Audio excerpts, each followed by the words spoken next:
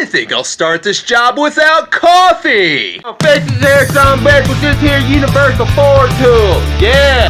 And now we're just gonna add a little bit of coffee. There we go. I need more!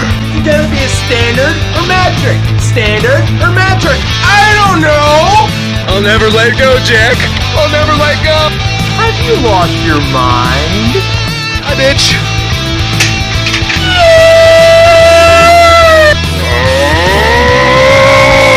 yeah! Say hello to my little friend!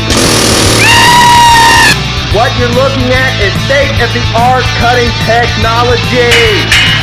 Look at that greatness! Yeah! eBay! If you need a lift, there's one right behind me. Oh, yeah!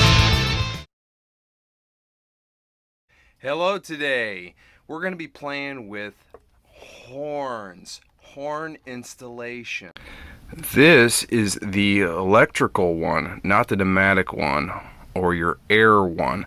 I'm not going to be messing with air because that's a lot more work and I don't really have time since this is for my RV, and yeah, I need some horns to work. Yeah, I don't need air, no. 118 decibels. Oh my gosh. Low frequency. High frequency too. Yeah, baby. There's my part number. Oh wow. Metal construction makes me think it'll last longer. Wonder if it's Chinese. China forever. Yeah, I was kind of thinking about hiding it behind my little makeshift wooden panel here. It doesn't say anything about being waterproof on the package. So when China does say no waterproof, it's kind of sketchy. So, but there's not going to be much moisture unless I'm driving. But if you can, try to hide your aftermarket horns, but to where the sound can really resonate to people that need to wake the fuck up. So to mount this, it can't really get much easier than this.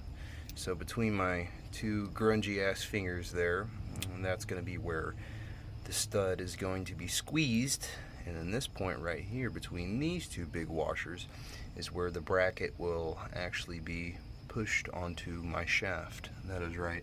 And then there's the little mounting holes. Oh yeah, there we go. Hey you stud. Alright, so I had to drill out my hole just a little bit. The shaft's too big, but that's alright. Yeah, that right there. Yeah, it did come with mounting hardware, but I don't care. Okay, so here we go. I got it all wired up and the way how I want it.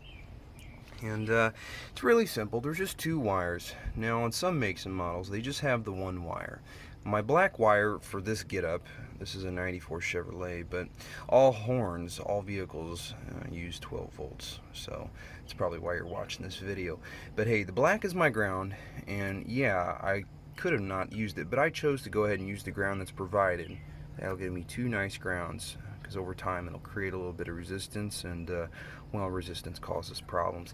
So, and then my green one for my application is my hot. It comes off of a solenoid upstream. That's just the way all mine is designed, and it and all I have is I just have it jumpered. That's just a jumper wire, and like I said, my grounds goes here to here, here to here, and yeah, that's that. So I should be able to just go in there and honk my horn, but before I do, I will go ahead and mount it.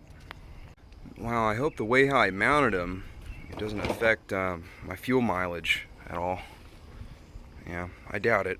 I made sure my words were up and down. Whoever this Wallow Manufacturing, some communist company in China. So that way when people walking by, they can really look at my horns and they can read it and be like, wow, man, good job. Oh, got a little booger there.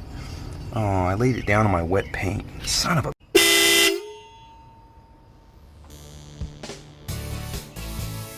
Hey, I hope you enjoyed that little video there. Please like and subscribe. By subscribing, you support independent channels like myself, in hopes that one day we will all be monetized. That'll happen never!